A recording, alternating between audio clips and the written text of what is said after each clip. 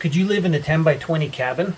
It's almost been a year ago that I started to build this cabin, and it's a 10 by 20 with a 4-foot wraparound deck around the entire cabin. There's also a pergola outside for an outdoor kitchen.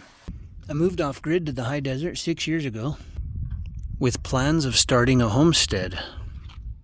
I was interested in growing my own food and building my own house and, well, starting a homestead, and that's what I did. And today I'm going to focus on telling you a little bit more about why I built a 10 by 20 cabin. Well, I'm kind of a minimalist anyway, and I didn't have a huge amount of money to build a massive house, and, well, a small cabin like this serves the purpose for me. It does everything that I need it to. This porch adds a huge amount of shade and prevents too much rain from hitting the cabin. Just quite a bit of extra space.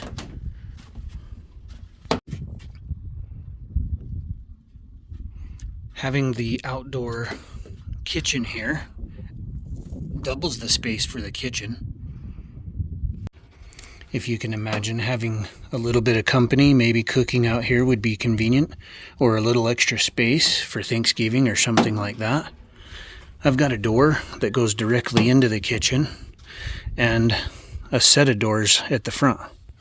Just about everything I built myself, including the hinges and putting windows in and building a door handle like this. People are often afraid I'll get locked in, but it slides from both sides just the same. I've got a TV like most people do these days. I added the loft up there mostly just to put some plants and things like that. And this space above the living room seems like kind of a vaulted ceiling, you know. It makes it seem a lot larger. Full size set of stairs here because I have dogs, and in fact, I've usually got a couple of them in bed with me at night. And so everything in here has multiple uses. The couch here slides out and can be used as a bed. The table here folds up and you can move it up out of the way, or you could have dinner here.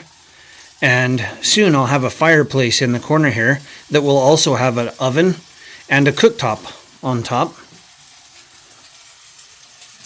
I'm going to redo the countertop now that I've been here for a little while and got use out of it. I think I'm going to wrap that in copper and maybe the pieces back here and the backsplash. Underneath the stairs is a good place for a pantry. And I just don't need a massive amount of space for myself. And even if I did date somebody or whatnot, I think there'd be plenty of room in here for at least quite some time. The entire cabin is built out of these 2x8s, and I got a really good deal on them. They were like second grade lumber, you know. I guess basically people pull off all the lumber they don't want, maybe the more curved, bent, crooked stuff, and that gets piled up, and that's what I bought. And so there's a lot of little errors, or, you know, what would be considered less than perfect. But it saved me a huge amount of money. And I built this entire cabin for $13,000, guys. That's less than most sheds that are smaller than this. Because I have dogs, I've got a little gate here, and I can just pull this off and let the dogs come and go if they want to. Usually if I open this up, they'll come running up the stairs, and Mal likes to sit here by this window if I leave it open. Of course, I still need to build shelving and things like that, but it's been a comfortable living space for me. The view out the bedroom window isn't too bad. So I've got a heat pump air conditioning up here in the bedroom that regulates the temperature quite nicely. There's lots of windows for light, big open space. It's really comfortable for me, and like I said, we're not finished in here yet, but it's already very comfortable. After living in my camper van for, gosh, like 6 years, and I enjoy cooking, and I cooked in the camper van, but there's just no room, and so even just this setup, being able to cook like this, is nice. And I even have one of those Coleman box ovens I can throw up here and bake in there.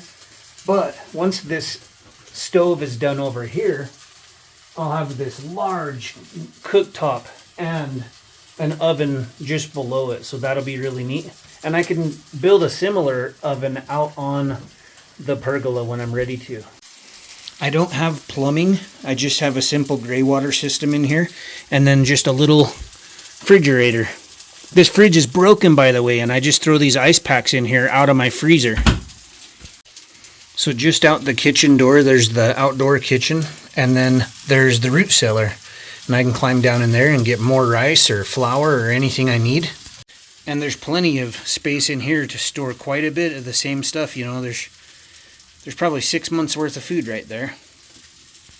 For me personally, I spend most of my day outside. You know, I've got a queen size bed up there. There's another one down here if I need it. There's plenty of room for me and any visitors that I need to have. And yeah, I really spend most of the time outside, working on the homestead, working with the animals, the gardens, the livestock, playing with the dogs.